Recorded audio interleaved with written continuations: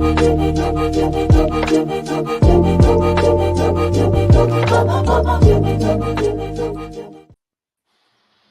everybody. Welcome to the going podcast. We're back. Yeah, we had a little technical difficulties last week trying to do Jonesy's podcast, hence why I'm in the, I guess it's this way, office area, or whichever way it's going. I don't know. So, but today we got, I'm excited for this one. We got Jesse Hynes here, and, we're going to talk about Seedstarter. Hey, how you doing, Jesse? I'm great. I don't think I've actually ever made the beginning of the show, so this is the first time I heard the music, and it's pretty good. It's pretty dope. That's Timbo's music. Yeah, it's Tim's. Oh, really? That's cool. Yeah. He pushed that out a long time ago, and then when we started doing it, he's like, "Hey, you can use this if you want." And so I was like, "I like it. It's perfect great. intro. Yeah, it's awesome. Sweet, short. I like it. So now we use it. So that guy does everything. He's got like everything going. He's a fun guy to talk to. If you ever get to meet, did you meet him at Gulliver's at all? Talk to him? I don't know, to be honest. I met a lot of people back then. I know, right? It's so many. He's young guy, plays baseball for the minor leagues. Yeah. He's got his hands in a bunch of different other projects, and so he's super busy. But one of the most honest and really nice guys that you can ever meet. Like, just very, very good person. So yeah, I highly suggest chatting with him at any point in time. If you get to, you will not be disappointed. So yeah. I do want to say I'm really glad to see that you had clothes on for this. I know there was some debate on that. I was getting a little worried. Yeah. Oh yeah. Shit. But well, let's talk about Seedstarter, man. Let's why don't you kind of give us the intro of I'm excited about it, but I know there's so many people that I've been talking to, just in general with what's coming to the table. But I don't do it justice. I've heard you give the elevator pitch, and talk about it more. So kind of let people know what you got going on. Sure. Yeah. To the stream too, just a little homepage. Yeah. And I'm a bit of a rambler, so you can do what I used to do with like witnesses that I would cross-examine. If I talk too much, just like hold your hand up. It works. It's the oddest thing. It works in court, where you just hold your hand up and people are just like, "Oh, okay," But anyway, Seedstarter. It's technically called a funding portal. Funding portals were something that were made legal through regulation, crowdfunding, part of the Jobs Act of 2015, 2016. Anyway, the best explanation for it is it's an equity crowdfunding platform, kind of like Kickstarter, where any business can come and say, "Hey, look, I'm looking to raise funds. Here's my idea." The difference between this and Kickstarter is that the people who invest, the people who actually help to fund the business, get an equity interest of sorts, a security interest, and that's determined by the company. The company that is raising will say, "Hey, I either want to issue stock, or I want to issue an agreement that's called a SAFE, which is like a future equity agreement, or I want to actually give people who invest a royalty interest, or this is some sort of secured debt that has an interest rate." So the company gets to decide. You as the user get to look at all that information and decide if you're going to invest in that company. That was a nice and quick and easy pitch. I like it. I almost went longer, but I put the hand up to my own. Yeah. So it's like, rather than receiving, a product on the back end, you actually get, a monetary stake in investing in a company where traditionally only, VCs could have those opportunities. Yeah, and that's a good point. It's extremely important to first say that it's extremely risky, right? Early stage investing, there's usually a limited amount of information on companies, and most of it is ideas, rather than actual things that have been built. But it is traditionally a space that's only been available to accredited investors, people with millions of dollars or a certain amount of income over the last 2 years. And this portal is something that makes it available to the regular individual. You don't have to be a millionaire. You can just be a standard person and have access to these investments. Right. So accredited investors, to be honest with you, I know I am an accredited investor. I got a little letter from my CPA because I had to give it to somebody most recently, but I don't even know what that concept. What is it? What do you have to be an accredited investor? Yeah, so it's based off of I just want to make sure I get it right. It's based off of either your assets or your income, and I think the assets is $1 million, Okay. and I think the income is either $200 or $300,000 for the last, like, each year for 2 years, and you need to be able to prove that. So it's So that either excludes a lot of people. So by 99%. yeah, so by allowing this platform, like a platform like yours, to bring people in there, it includes a ton of people.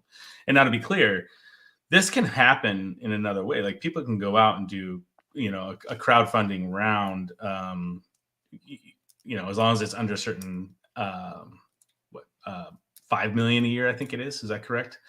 on the For a platform. business? Yeah. Well, even just in general, like I could, if I wanted to, I could go out and do it myself, but I'd have to file all the documents and, get the whole, it's a whole deal. It's a whole ordeal. So Well, you're yeah, just so making it a lot easier for people to kind of move through that aspect. Is that correct? there are a good amount of, security offerings, different ways where you can do things that are securities, and they all involve their kind of filing. You have Reg CF, which is what we're doing, or Reg A plus, Regulation A plus. It always sounds like Reg A plus. Okay. Yeah, I was just Um, thinking that. Yeah, Reg man. D, and each of them, they have their limitations. They have the amounts that you can raise and things like that. But here is, on the platform on Seedstarter, it's just one simple place where hopefully there will be multiple issuers, multiple companies, and then hopefully as time goes by, an established base of people who are interested in investing. So it's kind of just like a space that brings everybody together. Yeah. Yeah. Yeah, well, if I decided, I do want to try and go do it myself, I have to go try to find all the individuals that want to become a part of this, and then, potentially go the route of building out my own platform to accept all of these, offerings from other people. And so it is a one-stop shop essentially for investors. Yeah. Yeah, and if you wanted to do it that way, you couldn't do a Reg CF offering because those can only happen on portals. But you could do a Regulation A plus offering or a Reg D offering, and they both have their abilities in terms of when you can bring unaccredited investors into them. Like with Reg D, you can, but you have like a 35-person limit, and they have to be. There's like a level of familiarity that I won't go into detail at, but you have to be able to prove that they're actually like familiar with the project more than just like they found it on a site. And they both have varying different levels of additional filing requirements. So like a Reg A plus offering, which does allow unaccredited investors, also you have to do a different type of filing with the SEC, which is more detailed. It includes audited financials, GAAP financials, and you actually have to file that, and it doesn't get approved by the SEC. It gets qualified, which is just basically like we didn't deny it, but that could take 90 days, and it's just more paperwork, more legal fees. Often Reg A plus offerings might cost like 100 grand before you even get to the table of taking in money, whereas like a Reg CF, it's very simplified. The form that you file is a Form C, which is like 2 pages of very basic information. You put together your pitch, but if you're getting lawyers involved in it, you can probably keep your fees under 5 or 10 grand before you actually do the raise. Some people decide not to use lawyers at all, which do at your own risk, and you don't have many fees at all before a raise, and the filing is simplified, and you don't have to get qualified by the SEC before you go forward with a raise. So it's a more simplified process. So let me ask you this then. There's a lot of stuff that's going on here. If I were to have a project and bring it to Seedstarter personally, do you have yourself or a team of people that are helping guide me through what I should possibly do that? Or do you have somebody that you recommend? Like if I don't have a lawyer, I just have a business idea. I want to raise money for it.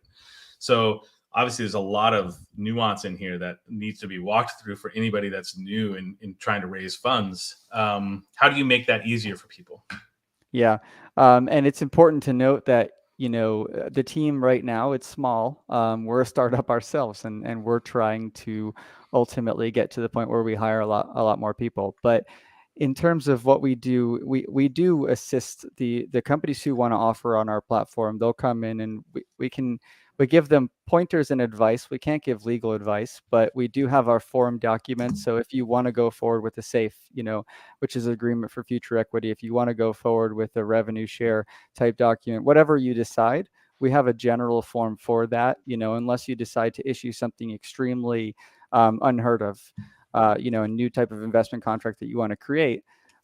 We have basic forms and say, look, it's not legal advice, but these have been drafted by attorneys. They're not always plug and plays, but generally when you look at the case of most of these documents, they look the same, when they're filed with the SEC. And we're here to walk you through it. We just can't give you that legal advice. But there, if somebody feels comfortable, they can certainly go forward without their own counsel. So in terms of counsel, then do you have recommendations of maybe some firms that would that you would push them or towards to like talk to, or just have them find somebody out there to, It's Bob something on the we're corner? working on. Yeah, Okay. no, it's something that we're working on. I mean, I have my lawyers, right? And it could become a conflict of interest if I send people to the lawyers that I use. But I do have a pretty decent connection of people, but I'm trying to work on that next level of, the first thing in a business is to make sure your business works, make sure the platform works, make sure you have the right people. And now it's about building those next networks, for people who come to the platform so that they're available. So, the people who come day one are probably, it's going to look a lot different in a year. There's going to probably be a lot more services and a lot more things streamlined. Here, it's a little bit more manual up front. Nice. I mean, in all actuality, when we look at stuff moving forward, that people make things complicated, right? And as long as you have the framework of stuff, it can make it much more simplified. And then, moving down that path. So, yeah. Well, let's talk about some of the stuff that you are excited about getting on your platform. I know you talk about the royalties. You've been really excited about the royalties. I see you tweet about them a little bit. We've talked about them on the side as well. And I mean, I feel there's a big room for that space as well. But explain to me a kind of a vision in that. Let's talk about film. Film would be a good one. Like, how do you see a royalties potentially working out with this platform, and how does that help people in the future?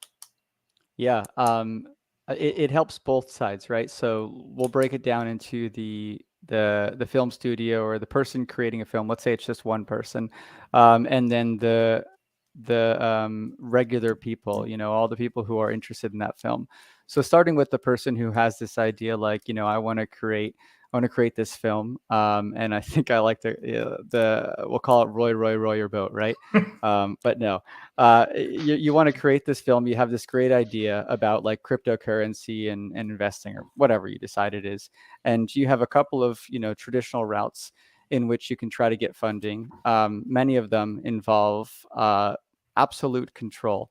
Either you are doing something and you are literally selling the project to like some service, or you're selling it to a company that is a distributor or whatever, and they take control over your project, control over what you're doing.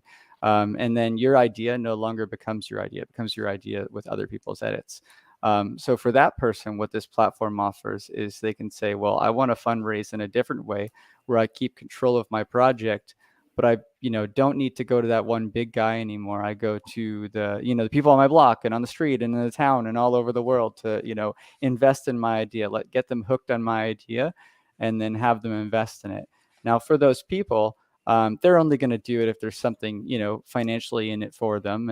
And you can always add the bonuses, where like if you invest, not only do you have this financial interest, but you also will get the first copies, or you'll get to go to the unveiling, the first showing or whatever. Whatever, you can add experiences and all these other things to it. But in terms of like the investor, what is really cool is like, imagine being able to invest in a film or a movie or a TV show, and if they make money, you get a percentage of the revenue. Even if it's 1%, even if you're selling 1% of your revenue to 1,000 people, if you end up with a blockbuster, each of those people, are going to get a share of that 1% of the profits, and it's really exciting for them. So it's just like a whole new way of investing in a company or a platform or whatever you have, and not having like something like a stock that might be illiquid that you might not be able to sell elsewhere, but just getting a passive income based on the success. And that is what I hope is the future.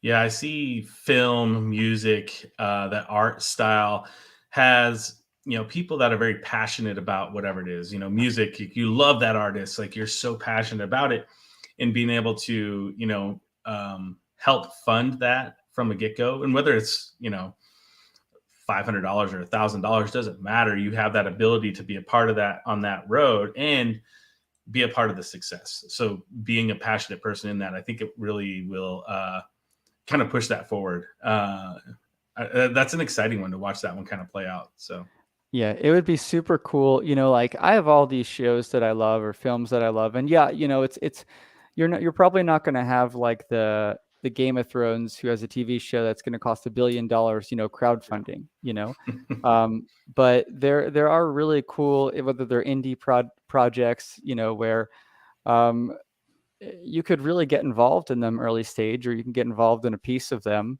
I mean, technically Game of Thrones could say, hey, we want to get 75 million from a group of unaccredited investors. And I'm sure that they would be able to do it instantaneously if they listed something like that. Oh, right. And they could do that on a platform like mine. But you're probably going to get more of the smaller scale things, but like being able to watch something and then also know that you're a part of that thing. Who knows? Maybe they even have like whoever invests over $10,000 is part of the credits, right? And you might start to see your name in credits on something that gets listed on Netflix. That's the kind of stuff that people want. Like, I would love that. That would be what would tip me over the edge of an investment, if I knew that I might be on Netflix one day looking at my own name, right? Yeah. Oh, 100%, dude. Yeah, especially if you really love what they're doing. Like it's a fun one. It's exciting. So Betty, you looked like you had a question. Well, I think that's a really cool point. With the film industry specifically, it makes so much sense, right? Because you have these indie films, right? They'll raise money, they'll go to a film festival like Sundance in the hopes of getting bought by a Netflix or an HBO or a Hulu or a Warner Brothers or whatever that may be, to then they take on all the marketing and they make it bigger than it can be on your own. And so it could even be cool, right? Like that's part of it. Like, hey, we're trying to raise this money to go to Sundance or something like that. If we get to say we do get bought out, based off that buyout, the investors will get X amount of that return or whatever that could be, and some royalties in perpetuity or whatever that may look like. So that's kind of where you see A24 kind of breaking the game a little bit, because they're allowing that creative freedom to remain truer to the core, and that's why their films are so amazing, right? It's like when you allow the people to stay true to their idea and you allow that idea to flourish, it's a really cool concept. So I'm excited for that. Yeah, and that's that's the super cool thing, and this is where like maybe I'm dreaming too much, but right now people who go to these festivals and they want to sell their films or whatever, now they are excited to sell them for $100,000, but then they look and see that studio then makes 10 million off of it or 100 million off of it. And by opening up these new opportunities, I'm really hoping that somebody comes around and says, well, I can make a business off of these people making a business, and then it becomes like the middleman between like the Netflixes and the Amazons and these people who self-fund. So there's a different way to get onto the platform, because somebody's going to be like, wow, I have these connections. I'll monetize these connections, and you all are self-funding and have a big crowd. I'll be the middleman of helping to get people onto these platforms that doesn't involve you just like totally selling out all of your rights. And that's where, each of these things are going to create new opportunities where people can make money. And it will hopefully change the entire process of how things work. Yeah. I mean, I'm excited about the DAO concept as a opportunity with your platform for many different reasons. And one, I honestly got to stop calling it a DAO, because it's much like the term crypto. People think of crypto, they have a bad taste in their mouth. The DAO, there's so much out there showing, a lot of people, DAOs don't work. You can't run a company with people having a say. And I fully believe that there's a structure, and we've written a few different white papers showing the structure that we're looking at implementing that I think could be highly successful and is still, honestly, it's a DAO. It's a decentralized autonomous organization at the end of it. But it's ran a little bit different in this. I go back to 2020 was the first time I really wanted to start a DAO. It was off Gala's stuff and play to earn games and creating a platform where people could invest into some of the assets that were too expensive for them to own, but still be able to earn off of those assets that were potentially there, nodes, NFTs, whatever, and be a part of a community within that. And then going down that route, you just realize what a legal nightmare it is to try and start that up. It didn't make sense. But with a platform like this, you can raise funds, you can give them ownership of the company, or rev share, however you want to position it out, and have everybody within that community, benefit from it. So I'm super excited about that, to be able to add it to the platform as we move forward too. Yeah, So. I mean, the idea of a DAO has always excited me, and the idea of like a governance, like you said, getting aside from DAO, but like some token that is a governance type token where like based on owning it, you have a say in the direction.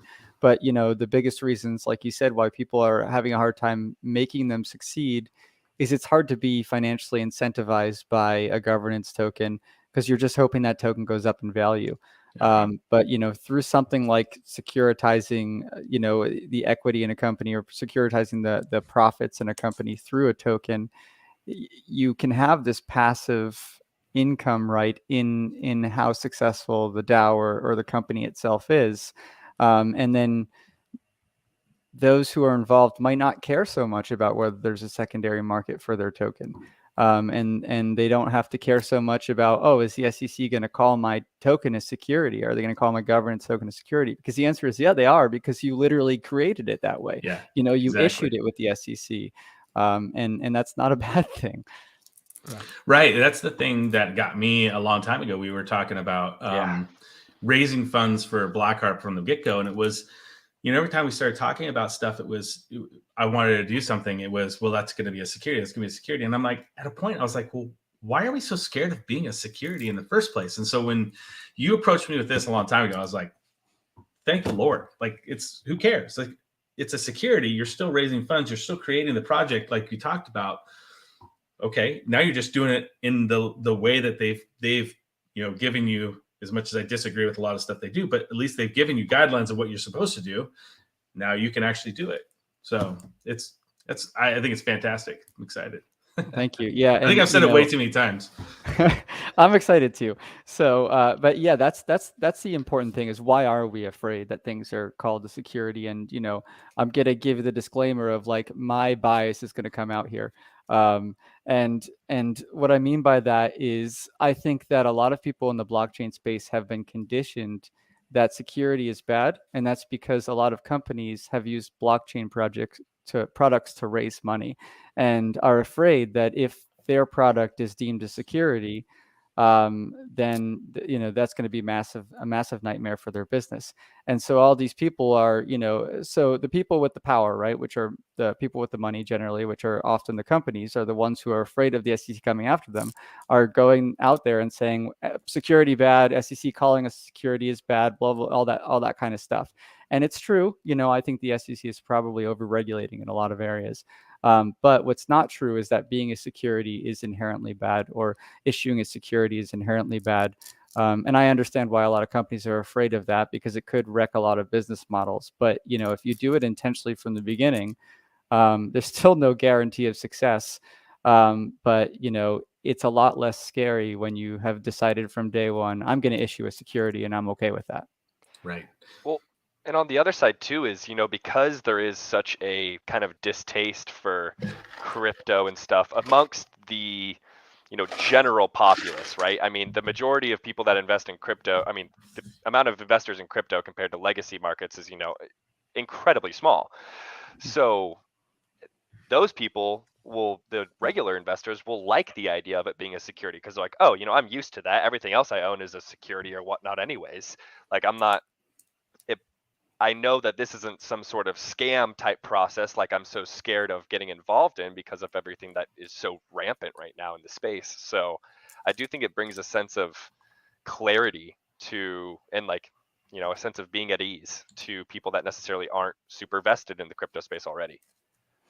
I hope so, and it does bring out there's that inherent battle with the especially early day crypto people of like the reason that some of them don't like the idea of this kind of a platform is it does involve KYC. It does involve actually giving up, you have to say who you are. Now, I'm not going to take your identity and then like post it on Twitter, right? I have legal obligations not to do that.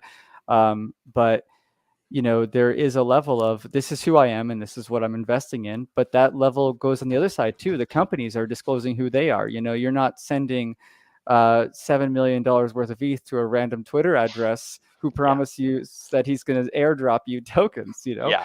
And so it's a little like there's still no Ben. guarantees, but Yeah, Ben, I know. Yeah, it's like Psyop. how are we still doing this? How is I that don't still know. a thing though? It's raised like 18 million. Is it really 18 million? It's something You're Yes. kidding. Oh my Yes. God. And now he's creating new tokens to airdrop to old token holders, and it's just it's the craziest thing. But this has been, time immemorial. Really 2016 and 2017, we saw a lot. I mean, it just really, really went rampant.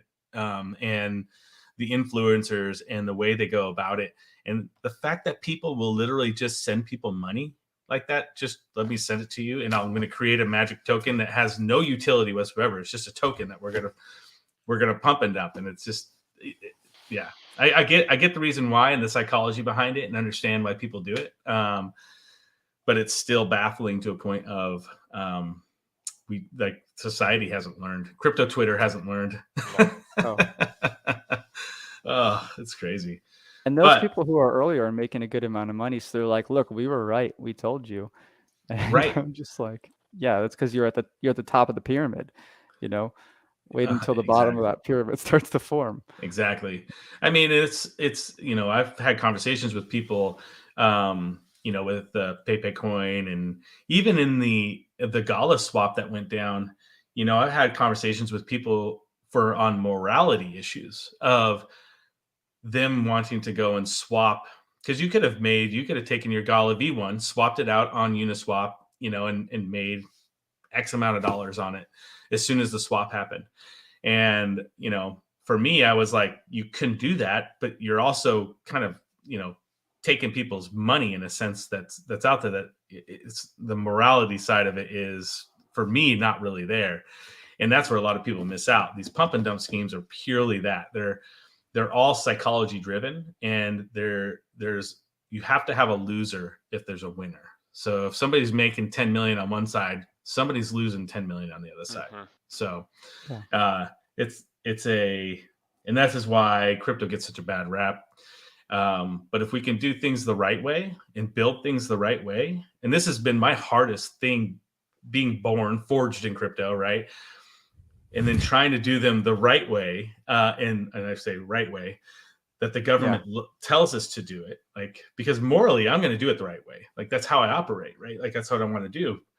But I have to also do it within the realms of the government to make sure that, I'm not in prison trying to do it the right way. So this will come wrap it around to the platform, is the platform gives that opportunity for these projects to do it the right way, to raise it the right way, to offer it to these people that normally can't invest into these projects, and actually, potentially make some really life-changing money, or at least just feel good about being a part of a project that they wanted to be.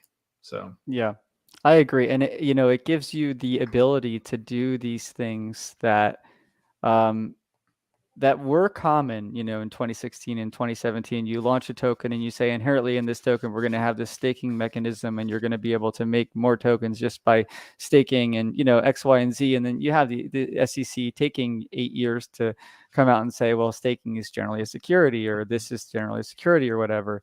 And you can do that kind of stuff with, you know, if you issue it as a security, you can have a token that is staking, that you're staking that token to get more token, you know, kinds of things. You could have a revenue share. But what's even cool is that if you want to just sell your token to the world, you know, you can package it as a security, and that doesn't mean that the token itself is a security. Now, everyone, like all these companies who are facing troubles or worried about their token being a security, the real way it breaks down is it's likely that their token itself inherently isn't a security, but they probably sold it in a security offering. And that's really what they're the most afraid of. Yeah. Yeah. And, you know, again, it's just all about the way it's been presented over the last few years of why a security is bad, and, you know, what we've been told or how it's been portrayed. So it's time to change that perception. So I hope so. Yeah. Yeah. So let's see. You got some projects that are, I know you have some because I've talked to you about some, but then I've seen some announcements with different ones, and, you know, you got projects that are coming. When do you expect us to see the first project on your platform? Yeah. So what I'm trying to intentionally be slow about it. I have, you know, I'll be honest, I have about since I first launched it, I've had about 10 companies come forward and say, hey, you know, we're interested in launching on your platform. Before that, there was about 5 to 7, so it's about 17 total with interest. Right now, we have about, I'd say, 5 that want to launch in the next 60 days. And you know, any of them could probably turn around and say, I want to go, you know, I want to launch tomorrow, and the platform's ready. You know, it's good to go. But what I'm doing is I'm totally revamping it to, you know, it works. You know, I like to compare it to like Amazon Books. I think that's the best way that I can explain it. Like, it, you know, Amazon Books wasn't the most beautiful thing, but you were able to buy your books. But, you know, we're revamping it to make it look a lot cleaner, look a lot nicer. We had just designed it and built it so that it would pass the review of you know, scrutiny from government agencies. And that's probably, we're looking at probably 30 days for that to be ready. So, you know, I'm not trying to push any offerings live until that platform, it looks nicer. And I'm working with companies, you know, and some are like, look, I still probably want to go in the next 15 days. So we haven't made a determination of the first one yet, but you could see it in a week. I'd say more likely within the next 60 days will probably be the first, if not like the first couple. Nice. Awesome. That's exciting. Yeah, that's really exciting. So revamping the whole site, like just the look and feel of it, the operation of it, because it's functional. So as you're working that way, are you adding new features to it, or look, feel, and features, kind of all of it, you know? all So of the like, above? yeah, right now, if you went on the website, you would see it. You'd be able to say, hey, you know, this company's raising funds. This is how much they want to raise. This is what it looks like. It's very like blocky, you know, it kind of looks like this homepage right here. It's very blocky. The flow is very blocky as well. You know, it just doesn't look pretty. It works. It just, you know, I'll be the first to admit it's not the most beautiful thing. But it was about getting something over the finish line to be able to get approval, because that's the way that it works, is you can't get approval unless you can show a working product. And you don't want to spend 100 grand, 200 grand on a working product if you don't know if you're going to get approval. So it's like the catch-22 of, you know, how much do you design it? So it's going to be a bit of all of it, you know, and incorporating features that make it just more easy to use for investors and for companies alike. So as an investor, I got a KYC myself. What does that entail on the KYC side? How in depth is the KYC? It's basically no different than like creating a bank account where you, or like creating an account with like most exchanges in the US, right? Like Coinbase, where you have to get a picture of yourself with a license. I don't know if you actually have to do that thing where you take a selfie of yourself with a license. I think it's just like identity proof, and your address and your social security number and things like that. And obviously, if you're in another country, you can do the same just with whatever IDs you have there. Because even though the companies are limited to US, the investors are not limited to US. But it's, it's not any much more than what you'd see on like an exchange or a bank account. Fairly simple. I'm Yeah. sure everybody that complains about KYCing has a, an exchange where they had a KYC themselves, Or a bank account or a credit card or something, If you're an American, you have to, like, Yeah. you can't, it's hard to offboard and actually have money in the account unless you just keep it all in crypto. So, Yeah. So then I just lost my question. Damn it. Should have written it down. So what I was going to say was in crypto, can I invest with crypto, or is that something that's going to come down the road potentially? Yeah, so this is something that is, it's a really tough one because there's no direct rules on whether somebody can use cryptocurrency or not on a platform like this. But when you look at the others like it, no one's doing it. And the biggest reason is that inherently in the way that the platform works is a company will create a campaign and kind of like any of the other crowdfunding platforms, whether it's Kickstarter or not, and say this campaign is going to close in 30 days or it's going to close in 15 days or 2 months, whatever you decide. But the thing is, you can pull your money out at any moment. And so what that means is that it's not like you pay at the last moment. It's when you want to make an investment, you send the money over. It's held in our escrow account, not by my platform itself. We have a bank in the middle. And it's held there until either the launch is successful or it's not. If the launch is successful, that money goes to the company. If it's not, everybody gets their money back. And so first, it's impossible to find a company that really wants to custody cryptocurrency in that meantime, and my bank is surely not going to do it. So that's problem one. Problem two is, let's say that you did invest with Dogecoin, right? Dogecoin is very volatile, and the Dogecoin was worth 1,000 when you invested, but by the time that the investment closes, it's worth $200. Now, do you get a $1,000 investment because you put it in then, or do you get a $200 investment? Or if you want to pull it out, do you get $1,000 back or do you get $200 back? So those are kind of the concerns. Now, the strategy that I'm working on, and we're going to have to go through some legal review on this before we launch it, is that we're looking at putting a payment provider on the front end that immediately converts any crypto you want to pay with that they support into USD. That USD gets deposited into our escrow account, and in that process, you've had to click like 5 pop-ups that say, I understand this is being converted to USD. I understand if I want my money back, I'm not getting the crypto I paid with, I'm getting USD, and X, Y, and all those things that make it clear that even though you paid in Doge, if you ever get your money back, it's not coming back in Doge. It's coming back in USD. And so we're working on that, working on the disclaimer language, and working on final legal approval and review. I have faith that we'll be able to do it. But it might end up being that at least until the government is really ready, we're going to go forward with credit card, bank account, and wire transfers. Yeah, I bought a a portion of a house with crypto in 2001. We used BitPay. Essentially did the same thing. So I know it can be done. I'll be excited for that because I know a lot of people would like to use their crypto. Because I don't hold US dollars, man. Like, come on. You're going to make me convert, but it's fine. It's fine. Whatever I got to do. So let's see. Go ahead. One of my questions I had, so you guys are a startup within yourself, and I don't know how much you can, really get into this, but is there going to be an opportunity, like if I want to invest in Seedstarter as a platform, is there ever going to be an opportunity for that? Yeah. So I have to be generally pretty tight-lipped about whether we're going to give investment opportunities out. But I am interested in the idea of it. I'm interested in the idea of regular people being able to be a part of my platform, be inherently interested in my platform. But whether or not we're going to actually go forward with a sale or a security offering, I wouldn't be able to announce that until we filed appropriate paperwork with the SEC. And I can tell you that right now we have not filed any paperwork with the SEC. Got it. Yeah, because I know, Seedstarter itself is like a perfect company for Seedstarter, right? It's the idea of like, oh, that's such a no-brainer concept. Like, I'd love to be able to get in on that. So I like hearing at least that it's something that potentially perhaps could maybe be an opportunity.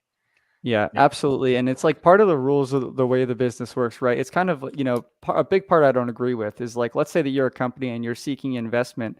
You can't just take your pitch deck and put it on a website and open it to the world because it's like considered solicitation. I don't really understand why, but you can't. I mean, I understand the rules and why the rules say you can't, but I'm not the biggest fan of it. And so if I were to say today, yes, we are going to be doing that, and this is when, it would be considered solicitation. Got it. But the idea definitely intrigues me. Yeah. Well, that was my question I was going to go down to, so covered it. So we're getting close to 45. I don't want to go over 45. We want people to listen. Once it goes an hour, people kind of start to be like, yeah, okay, I'm good. I think we got a lot of the good stuff out of the way. Is there anything else you wanted to say, Jesse? Not really. I mean, thank you for having me on. I love, I love talking to you guys. I think anyone listening, if you're not already in the Forge Discord, you should come. It's, it's a great place to talk, and it's also where I get my therapy sessions out. So it's very a lot of venting. But, yeah. Yeah. It's a safe space. But yeah, I'm just excited. If anyone has any questions, concerns, we also have our Discord as well. Yeah, I'll plug that in our comments right here so everyone can see that. Yeah, it's been exciting. Today's been like a big day for adding people. I think because I went on a video with Crypto Airy, if you know who she is, and she just posted that today. And I think single-handedly she like doubled the Discord just by posting her video. That's awesome. That's awesome. Yeah, because she's on the board too, right? Yeah, definitely. Yeah, we have a lot of good advisors. None of which are on this call right now. No, Forged is a great advisor, but. I'm just an advisor, not a good one. Yeah. You always have to have the opposite on there somewhere. We're like, we're glad you talked, but we'll just go the other way. Yeah. You need the devil on the shoulder, right? The angel on the shoulder of the devil. The one telling you to do bad things. I'm just excited. I'm excited to I was excited just to announce it. Now I'm excited to really start to show what can happen on the platform. And I'd love to just hear more from people, good and bad ideas, what you think I should be doing, what I'm doing wrong. So come to the Discord, tag me on Twitter, whatever. I can definitely answer from my accounts. It's going to be limited if you tag the company accounts because there are communication rules, and the company can only kind of like directly communicate things. But if you comment on things, that could be seen as like approval. So like just tag me or come in our Discord or whatever. But such weird rules. Goodness. Yeah. It's wild. It's so funny. It's so wild. Yeah. Well, man, it's good though. I mean, you have to rules and regulations are there. They're set in place to help and make sure people are safe and whatnot. And this is a whole nother philosophical conversation we could get into on another time. But sometimes they just go over and above, and they don't change things as technology changes and try to fit the square peg in the round hole type of situation and just make it work. So, but doing what we can, we'll make this thing great. So I was really glad to have you on and talk with you, and we'll talk to you soon. Thanks, guys. All right, man. You take care. You too. Bye. You can hang on for.